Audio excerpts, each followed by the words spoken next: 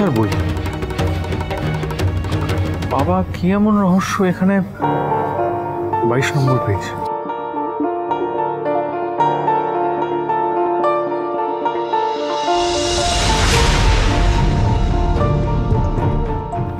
এটা সাদা পাতা, দেখে তো মনে হচ্ছে এটা আলাদা করে বইতে আটকানো হয়েছে।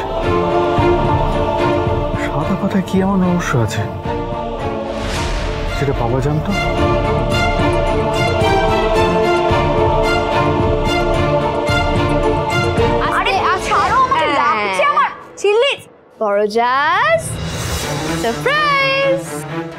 দয়া করে স্যার চাকরিটা খাবেন না স্যার। স্যার অন্যায় করেছি স্যার। স্যার কথা দিচ্ছি স্যার, আর হবে না স্যার। এবারের মতো ক্ষমা করে দিন স্যার প্লিজ। বলছি শিরদাঁড়াটা সোজা রাখলে তো আজকে পায়ে পড়তে হতো না, তাই না? বিদ্যুৎ দিয়ে ভাইয়াজির পার্টিকে আলোকিত করে এই অঞ্চলের সমস্ত মানুষকে অন্ধকারে রাখছে। কেন করেন বলুন তো এই নোংরা রাজনীতিটা? ঝিল্লি ম্যাডাম, হ্যাঁ, অমিত স্যার আজকে আসতে পারবেন না, উনি বিশেষ কাজের জন্য বাইরে গেছেন। তবে উনি আপনি আসবেন সেটা আমাদের জানিয়ে গেছেন।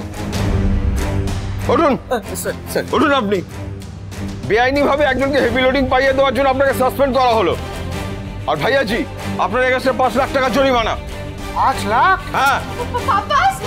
তুমি তো গরিব হয়ে গেলে বাবাস। তোমার বাবাস কি লোককে টুপি পরে ইলেকশনের আগে কম টাকা তুলেছে নাকি বড় জাজ? আপনি চলুন।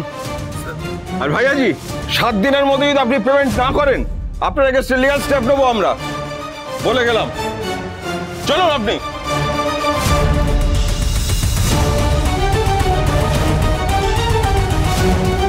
বলছি এরপর আবার কোনো বাজে কাজ করার আগে না একবার একটু নামটা মনে করে ঝিল্লি চৌধুরী।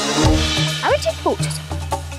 বড় জাজ টাটা।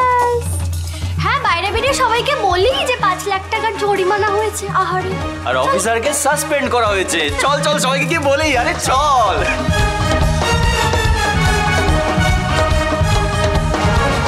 ইচ্ছে করছে না, ইচ্ছে করছে এই ছেলেকে একেবারে পরপরতে বলতে দিই। না বেবি না। कितना जुर्माना করেছে? 5 লাখ? যেত जुर्माना করেলি ভাইয়াজি কে কখনো মাঠে মারতে পারবে না।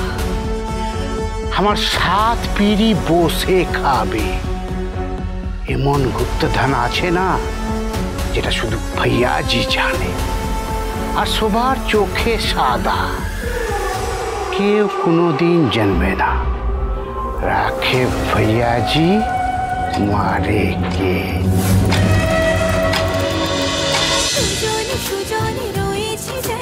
তেঁতুল পাতা সোম থেকে রবি প্রতিদিন সন্ধ্যে 6টায় স্টার জলসায় ও জিও হটস্টারে।